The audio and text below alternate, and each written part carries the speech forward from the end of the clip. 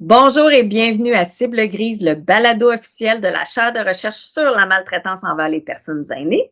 Je suis votre animatrice pour cet épisode, Mélanie Couture, titulaire de la chaire de recherche sur la maltraitance envers les personnes aînées. Je suis aussi professeure agrégée à l'École de travail social de l'Université de Sherbrooke. Bienvenue. Et aujourd'hui, nous allons parler à Mélisa Audette et Jean-Claude Coallier du Centre de recherche et d'expertise en gérontologie du Cégep de Drummondville. Ils vont venir nous parler, ils sont là, c'est comme vous voyez à l'écran, d'un nouveau projet sur la bientraitance en résidence privée pour aînés, donc en RPA pour les Québécois. Donc, j'aimerais ça que vous preniez le temps de vous présenter, puis raconter un petit peu comment vous êtes arrivé à travailler sur ce projet. Bonjour, je vais commencer par me présenter. Bonjour, Mélisa Audette. Donc, je suis chercheuse au CCEG et moi, mes intérêts de recherche touchent la réduction des inégalités sociales de santé, l'équité, la diversité, l'inclusion en lien avec le vieillissement, mais aussi les projets collaboratifs et toutes les stratégies de mobilisation, transfert de connaissances. OK, parfait. Jean-Claude? Oui, moi, je suis chercheur au CCEG depuis 2 ans. En fait, j'ai mené une carrière de professeur-chercheur à l'Université de Sherbrooke pendant 30 ans. Mes intérêts de recherche sont assez variés, mais je dirais que s'il y a une continuité dans ça, c'est tout le fil de la vie, finalement. J'ai travaillé sur des clientèles d'adolescents, sur des clientèles de jeunes adultes, d'adultes, puis finalement, je me suis retrouvé à travailler avec plus des personnes aînées. Donc, vous avez fait tout le continuum ou presque des âges, mais c'est super intéressant, cette expérience-là, justement. Et puis, donc là, on parle d'un projet concernant la bientraitance. Pour que l'auditoire soit en mesure de suivre de quoi on parle, est-ce que c'est possible pour vous de juste nous expliquer c'est quoi la bientraitance? Oui, on va commencer peut-être avec la définition officielle là, du gouvernement du Québec. Oui. Hein. Puis la définition du gouvernement dit en fait que la bientraitance, c'est une approche qui valorise le respect de toute personne, mais aussi de ses besoins, de ses demandes, de ses choix, y compris ses refus. Puis que cette bientraitance-là, ça s'exprime par des attentions, par des attitudes, par un savoir-être et un savoir-faire qui est individuel, mais qui est collaboratif aussi, puis qui permet de respecter les valeurs, la culture, les croyances, le parcours de vie et les droits et libertés de toute personne. Mais concrètement, Jean-Claude, tu as peut-être des exemples là, plus concrets à donner pour illustrer tout ça. Oui, effectivement. En d'autres mots, la bientraitance, c'est respecter les choix, même si on n'est pas d'accord. C'est s'adapter plutôt que d'imposer aussi nos façons de faire. C'est reconnaître que chaque personne est unique, porte son histoire, porte sa culture. C'est une attitude, une attention, un geste, puis parfois qu'un geste qui peut être petit ou grand. Hein, c'est ça la bientraitance, c'est prendre en compte le point de vue de la personne avant de mener des actions. C'est aussi dans une relation réciproque. Hein? Pour être capable d'être bien traitant, il faut être capable d'être bien traitant envers soi-même. Fait que c'est un peu tout ça, la bientraitance. En bref, c'est d'écouter ce que la personne veut finalement. Là, c'est ça que je comprends, là, de respecter ses choix. Là. Je pense qu'en tant qu'adulte, on est capable de faire des choix, puis on n'est pas toujours d'accord avec les choix des autres. À ce moment-là, c'est de dire, c'est ton choix. C'est ça? C'est tout l'intérêt envers l'autre, de bien comprendre l'autre et de respecter ensuite, bien sûr. Il y a un aspect d'écoute. Oui, de s'intéresser. Puis ensuite, respect du choix. Fait qu'on a à peu près deux volets à ce niveau-là. Donc ça, c'est intéressant. Fait que ce que je comprends, c'est que donc, vous avez mis un projet en résidence privée pour les résidences privées pour aînés. Vous avez développé ça. Donc, c'est pour être capable d'appliquer la bientraitance. Pouvez-vous nous parler du projet, finalement? Là, on comprend un peu plus c'est quoi la bientraitance, mais qu'est-ce que vous allez faire, finalement, pour qu'il y ait la bientraitance en résidence privée pour aînés, là? Le projet s'appelle Façonnons la bientraitance en RPA. Et ce projet-là, en fait, c'est un mandat que le CCEG porte pour le secrétariat aux aînés du gouvernement du Québec qui s'inscrit, en fait, dans le plan d'action gouvernemental de lutte contre la maltraitance. Le concept de bientraitance a été ajouté au plan d'action de lutte contre la maltraitance dans le plan d'action précédent, mais dans le présent plan d'action 2022-2027, il y a un objectif spécifique qui est de créer des environnements favorables à la bientraitance dans la communauté, à domicile, mais aussi en milieu de vie collectif puis en milieu de travail. Et dans cet objectif-là, il y a une action spécifique qui vise à accompagner les exploitants et les exploitantes des résidences privées pour aînés dans l'implantation des meilleures pratiques en RPA. Donc, le projet Façonnons la bientraitance en RPA vient vraiment répondre à cette mesure-là. Et nous, au CCEG, on est là vraiment pour accompagner les exploitants de différentes façons à mettre en œuvre des pratiques de bientraitance au sein des RPA. On a justement une animation qui a été créée pour bien définir en fait les grandes lignes du projet qu'on va vous présenter. Piloté par le Centre collégial d'expertise en gérontologie du Cégep de Drummondville pour le secrétariat aux aînés, Façonnons la bientraitance dans les résidences privées pour aînés est une démarche collaborative unique au Québec. Elle vise à promouvoir une culture d'établissement fondée sur le respect profond de chaque personne, sur ses besoins, ses choix et ses préférences. Puisque c'est ensemble que nous parviendrons à susciter le changement, nous sollicitons votre engagement en tant que gestionnaire de RPA, comme nous solliciterons celui des équipes professionnelles, des personnes résidentes aînées et de leurs proches.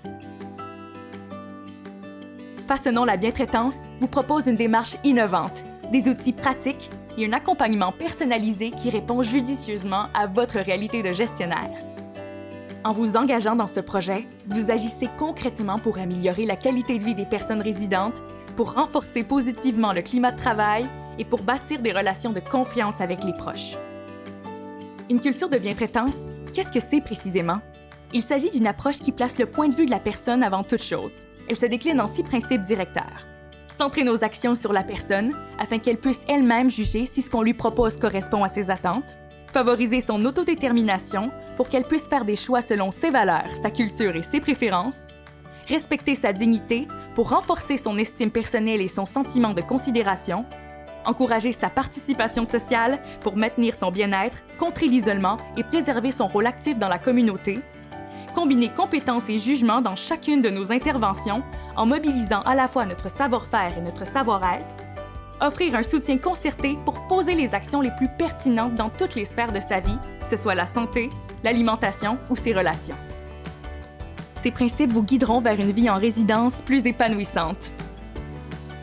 D'ici 2028, nous nous engageons collectivement à promouvoir une culture pérenne de bientraitance auprès d'au moins 85% des résidences privées pour aînés québécoises.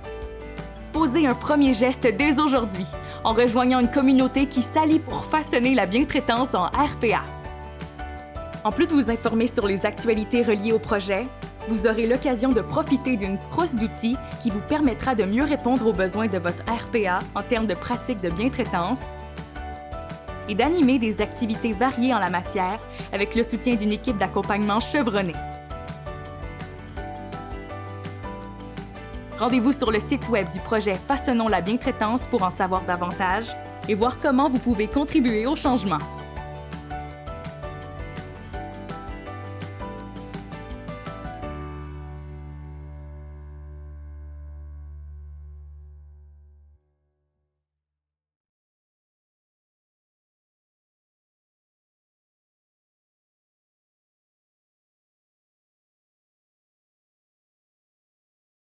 OK, c'est vraiment le fun que vous ayez un vidéo qui explique le projet. C'est vraiment aidant. J'imagine que Jean-Claude, il y a peut-être d'autres choses à ajouter à part le vidéo. Oui. Ben, je dirais ce qu'on peut retenir de ça, c'est les mots forts, je dirais, de ce mandat-là. C'est accompagner, hein. C'est un accompagnement dans une démarche systématique, mais une démarche qui se veut quand même souple, qui tient compte aussi des particularités des RPA. Hein. D'autres mots forts dans ça, c'est un accompagnement auprès des gestionnaires, qui est un peu notre porte d'entrée, mais finalement, les gestionnaires puis la RPS, c'est un écosystème. Hein. On peut pas faire abstraction des autres acteurs de la RPA, que ce soit les résidents eux-mêmes, mais que ce soit le personnel soignant, non soignant, que ce soit les proches également. Alors, notre approche, va toucher toutes ces personnes-là, même si le mandat est plus orienté vers les gestionnaires. Puis aussi, un autre mot-clé, c'est la question des meilleures pratiques. Hein. On veut proposer des pratiques, mais on veut aussi s'inspirer des pratiques existantes dans les RPA parce qu'ils font déjà plein de choses intéressantes. puis qu'on puisse en prendre connaissance puis le diffuser auprès des autres RPA. Puis pour atteindre ça, ben on va tenir compte d'un certain nombre de facteurs, tu sais, ce que je pourrais appeler, mettons, la maturité des RPA. Il y a des RPA qui ont peut-être plus d'expérience dans ces pratiques de bientraitance-là que d'autres. Puis aussi tenir compte du fait que nos RPA sont parfois installés dans des milieux urbains par rapport à des milieux ruraux. Il y en a qui ont aussi des grandes RPA, d'autres des petites RPA, et tout ça va influencer un peu la manière dont on va aborder cet accompagnement-là. Donc, ce que je comprends, c'est pas one size fits all, excusez l'anglicisme, là, mais c'est vraiment, on s'adapte à chacune des résidences privées pour aînés, ce qu'ils veulent faire aussi. Puis ce que je comprends aussi, ce qui est intéressant, c'est que dans le plan d'action ministérielle, c'est aussi bientraitance dans les milieux de travail. Et ça aussi, ça couvre ça. On oublie des fois qu'une résidence privée pour aînés, c'est un milieu de travail aussi. Donc, c'est pas juste les actions envers les résidents, c'est vraiment globalement une bientraitance qui va être dans l'établissement au complet, autrement dit, qui va bénéficier tout le monde, là. Et pris en charge, en partie, c'est un processus pris en charge par les gestionnaires principalement. Là. C'est ça que je comprends. Puis, il doit avoir, j'imagine qu'il y a des outils, même si c'est très différent d'une résidence à l'autre, ce qui va se passer, j'imagine qu'il y a des outils concrets qui vont quand même être donnés ou offerts aux résidences participantes. Oui, effectivement. Tout d'abord, il y a la démarche d'accompagnement que Mélisa va vous présenter tout à l'heure, qui est une démarche, comme je disais tout à l'heure, à la fois systématique, mais avec une grande souplesse également. D'autres choses qu'on va utiliser, ben ça va être ce qu'on appelle notre coffre à outils. Hein. Okay. On souhaite mettre à disposition des acteurs de la RPA, que ce soit des jeux, des activités, de la formation, des guides, des affiches, okay. Même des bandes dessinées. Hein. Alors, c'est des outils qui sont issus de travaux qui ont été menés par des organismes, par des pratiques existantes dans des RPA, d'autres qu'on va développer, nous, également. Alors, le coffre à outils va être, dans le fond, en complément de la démarche d'accompagnement. Puis tout ça, mais ces outils-là, on veut ultimement les implanter à l'aide d'un moteur de recherche qui va nous permettre d'identifier, en tout cas au RPA, d'identifier les activités qui ont le plus d'intérêt. Fait que on va pouvoir faire une recherche par public cible, par type d'activité, niveau de complexité de l'outil, son coût, les ressources sollicitées. Alors, cet élément-là, comme je dis, le moteur de recherche va accompagner également tout ce qui est en lien avec les outils. OK. Donc, il y a aussi des éléments en ligne qui vont être évolutifs aussi, là, c'est ça que je comprends, là. Oui, effectivement, qu'il y aura des choses qui sont nécessairement en ligne parce que finalement, notre objectif va être de rejoindre presque 85% des RPA du Québec. Fait que nécessairement, il y aura des choses qui vont être, comme je dis, en présence, mais il y aura beaucoup de choses qui se feront également en ligne.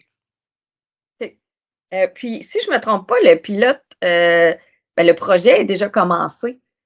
Puis, où on en est rendu présentement, là? Parler de 85%, là, mais là, on est rendu où, là? Oui, bien, peut-être avant de parler de ce qui se passe présentement, j'aurais le goût de revenir en arrière un peu, puis parler de ce qui a été préalable à où on est rendu. Tu sais, ce projet-là, initialement, avant d'arriver à développer des outils, à mettre en place une stratégie d'accompagnement, il y a tout un état des lieux qui a été fait au départ, puis une gouvernance participative, puis je trouve que c'est important de le nommer parce qu'on ne travaille pas tout seul dans ce projet-là. On est vraiment en collaboration étroite avec différents représentants, des acteurs qui sont directement concernés par la bientraitance en RPA. Donc, on a deux comités de gouvernance, un comité de pilotage, un comité scientifique, où on a des représentants, des gestionnaires, des résidents, des proches, des employés. On travaille en collaboration avec le Réseau québécois des résidences pour aînés, le Réseau québécois des offices d'habitation aussi pour les OBNL d'habitation pour aînés. On a des représentants aussi de l'Association des comités des résidents officiels du Québec. On a des conseillers maltraitance. On travaille, le secrétariat aux aînés fait partie de la gouvernance aussi. On a des experts scientifiques, des milieux universitaires aussi. Fait que tout ça, ça nous amène de l'eau au moulin.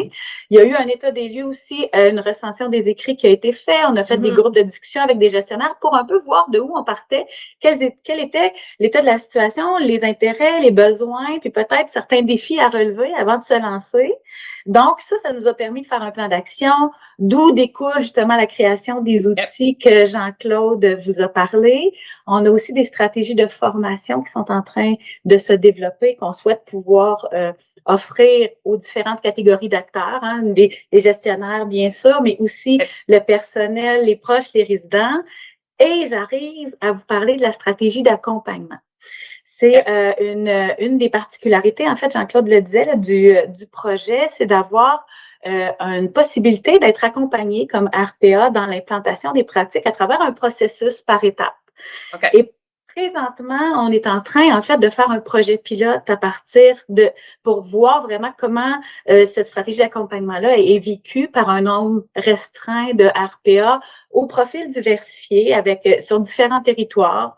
Et donc, cette stratégie d'accompagnement-là, elle va être complémentaire à l'offre des outils, par exemple, ou à l'offre de la formation, mais elle permet aux gestionnaires, tout d'abord, en fait, de s'intéresser, de s'engager dans une démarche qui lui permet, dans la première phase, en fait, de circonscrire les pratiques de bientraitance qui sont réalisées dans sa RPA, c'est-à-dire que le gestionnaire se familiarise avec le concept de bientraitance, est invité à faire une réflexion individuelle au départ sur qu'est-ce qui se fait chez nous en matière de bientraitance, mais rapidement, dans la deuxième étape, on l'invite à fédérer différents acteurs du milieu dans un atelier collaboratif qui vise vraiment à mettre en commun des idées des résidents, des membres du personnel, des proches, des personnes gestionnaires pour réfléchir à comment implanter des pratiques.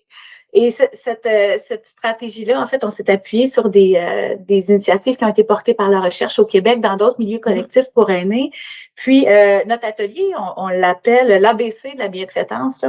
Puis, on invite les gens à réfléchir à qu'est-ce qu'ils peuvent continuer de faire, qui font déjà bien, qui rejoignent déjà des pratiques bientraitantes. Donc, d'identifier qu'est-ce qu'on fait qu'on veut continuer à faire, qu'est-ce qu'on peut bonifier qu'on fait, mais qu'on pourrait peut-être faire mieux pour accroître la bientraitance dans notre milieu, et qu'est-ce qu'on peut ajouter. Donc, dans cet atelier-là, puis là, on a quelques RPA qui sont en marche, justement, dans ces démarches-là. Ça permet d'identifier un certain nombre et de prioriser un certain nombre d'actions qui sont reprises par la suite par une cellule de bientraitance, un petit comité qui est composé des différentes catégories d'acteurs volontaires intéressés à s'impliquer au sein de leur résidence pour implanter les pratiques. Et donc, dans le fond, le processus amène à la création d'un plan d'action qui est respectueux, en fait, des réalités aussi des RPA, des ressources qui sont disponibles, puis qui met en place, en fait, différentes activités qui ont été nommées dans le cadre de l'atelier.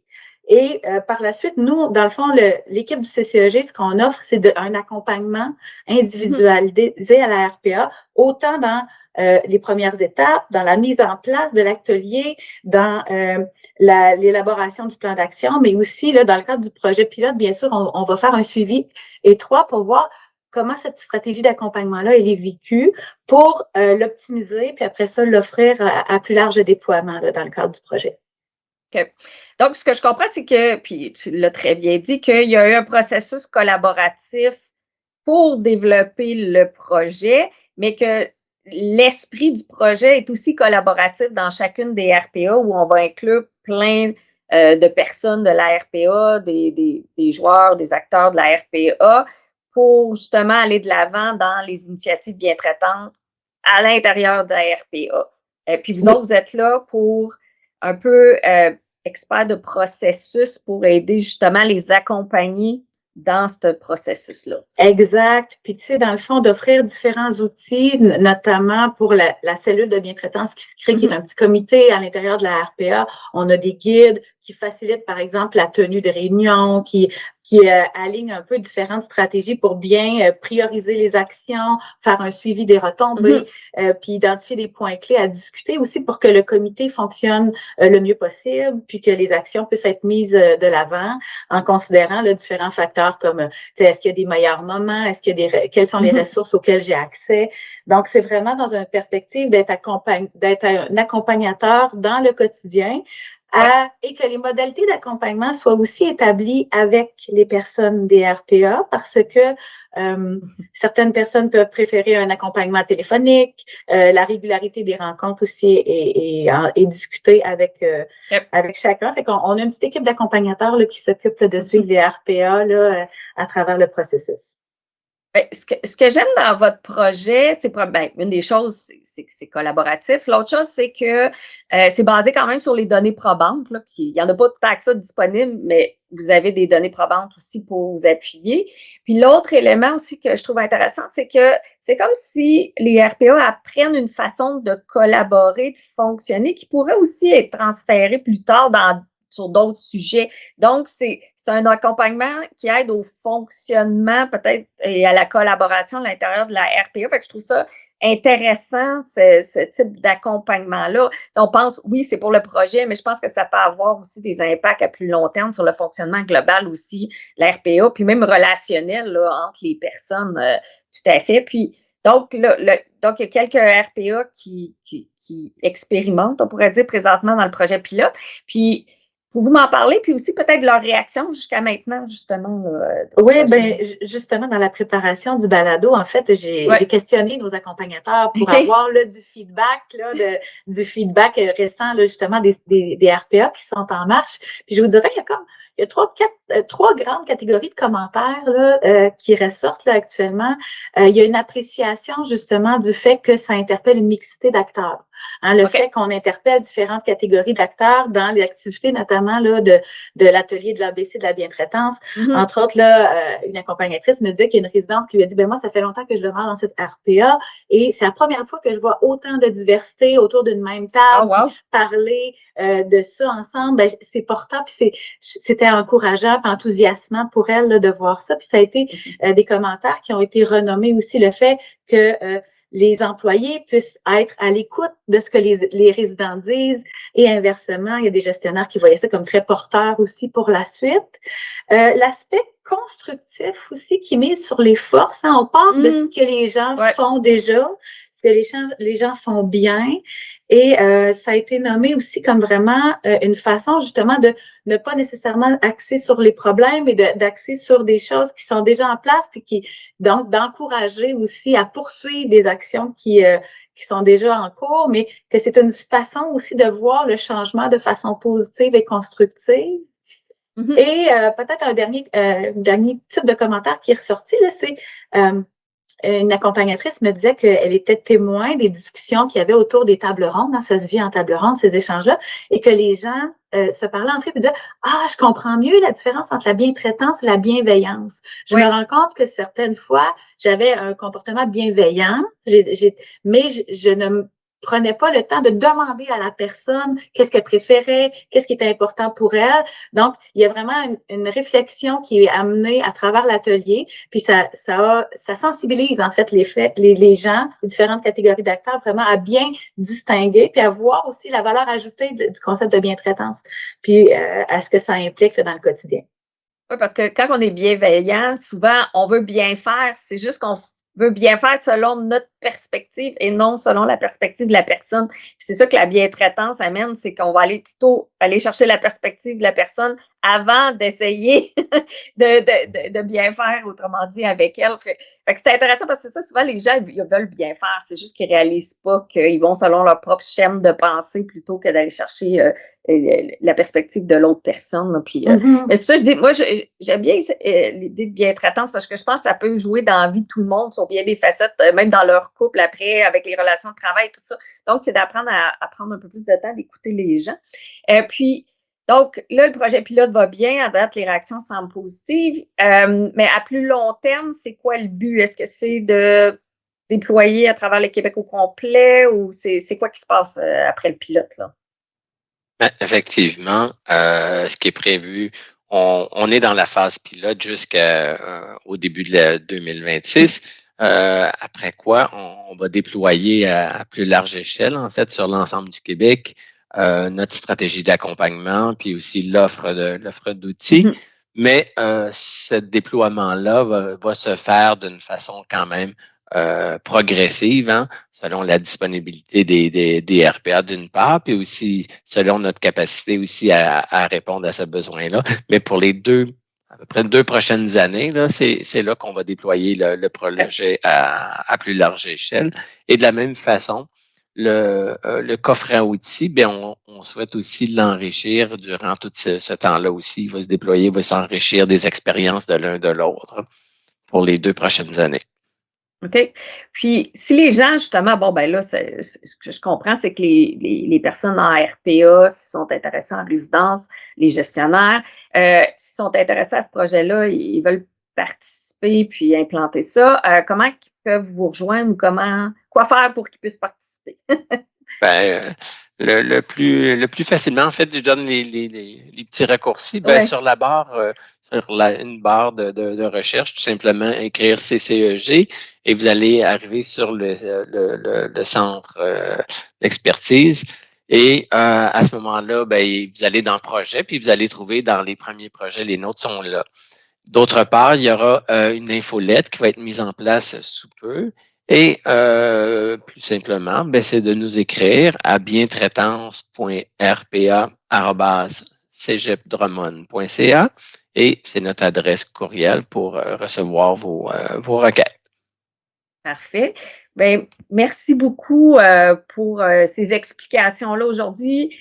Super intéressant. Donc, merci Jean-Claude et Elisa. Je me trompe de nom. Et pour l'auditoire, si vous avez aimé ça, faites un petit like, un petit j'aime, puis vous pouvez aussi vous abonner à la chaîne Cible Grise, qui est le balado officiel de la chaire de recherche sur la maltraitance envers les personnes aînées. Et comme vous avez vu, on parle aussi de bientraitance. Donc, merci beaucoup, puis à la prochaine. Merci.